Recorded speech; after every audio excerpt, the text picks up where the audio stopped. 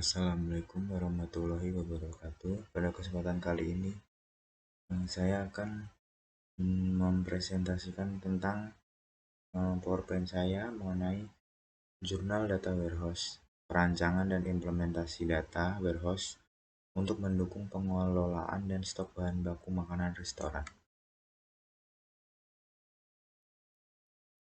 Untuk latar belakang, data warehouse adalah suatu sistem penyimpanan dan pengolahan data yang dirancang untuk mendukung analisis dan pengambilan keputusan bisnis.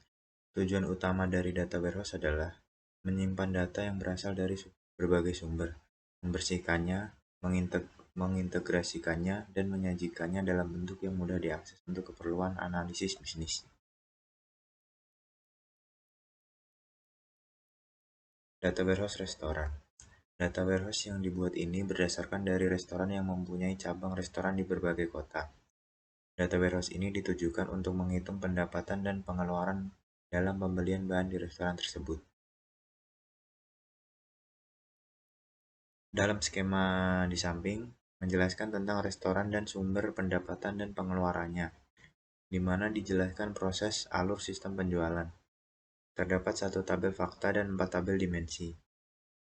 Dalam satu tabel fakta terdapat ID restoran, ID transaksi, ID pembelian, ID waktu, jumlah pengeluaran, dan jumlah pendapatan. Di dalam semua tabel fakta terdapat 4 ID dan semua ID dalam tabel fakta merupakan foreign key untuk menyambungkan ke setiap masing-masing tabel dimensi yang bersangkutan. Tabel fakta. Seperti ini tabel faktanya. Dapat dilihat bahwa tabel fakta memiliki ID yang merupakan foreign key dari masing-masing tabel dimensi. Tabel restoran. Dapat dilihat tabel dimensi restoran didapatkan sejumlah data yaitu ID restoran, nama restoran, alamat restoran, dan kota. Database ini terhubung dengan PDM restoran dapat dilihat pada bab selanjutnya. Tabel transaksi memperlihatkan ID transaksi, pegawai yang bertugas saat penjualan, nama menu yang terjual, harga dari makanan, total produksi sehari, dan total penjualan.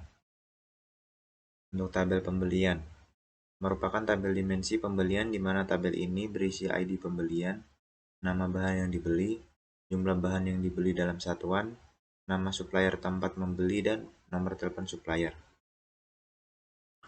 Tabel waktu. Tabel dimensi waktu ini berisi ketentuan waktu yang menghubungkan waktu transaksi, waktu pembelian untuk pencatatan penjualan. PDM, Physical Data Model. Physical Data Model merupakan model yang menggunakan sejumlah tabel untuk menggambarkan data serta hubungan antara data-data. Setiap tabel mempunyai sejumlah kolom di mana setiap kolom memiliki nama dan hubungan. Physical Data Model restoran. Dapat dilihat physical data model pada restoran yang telah berrelasi. Lalu tahap selanjutnya diberikan pengisian data dan koneksi antar dimensi fakta sehingga membentuk sebuah koneksi data. ETL, Extract, Transform, dan Load. ETL adalah singkatan dari Extract, Transform, dan Load yang merupakan proses dasar dalam pengolahan data. Proses ETL ini sangat penting dalam konteks pengolahan data dan analis bisnis. Ini memungkinkan organisasi untuk menggabungkan, membersihkan, dan menyusun data dari berbagai sumber agar dapat digunakan secara efektif untuk pengambilan keputusan dan analisis bisnis. Penting untuk dicatat bahwa dengan perkembangannya teknologi terdapat berbagai alat dan platform ETL yang mempermudah dan mempercepat proses ini.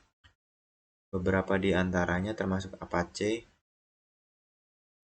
NEFI, Talend, Microsoft SSIS atau SQL Server Integration Service, dan Apache Spark.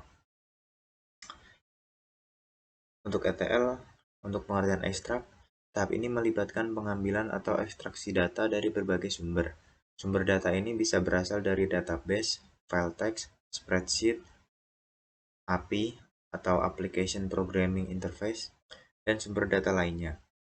Transform. Setelah data diekstrak, langkah berikutnya adalah mentransformasi data tersebut agar sesuai dengan kebutuhan analis atau penyimpanan dalam sistem yang akan digabungkan.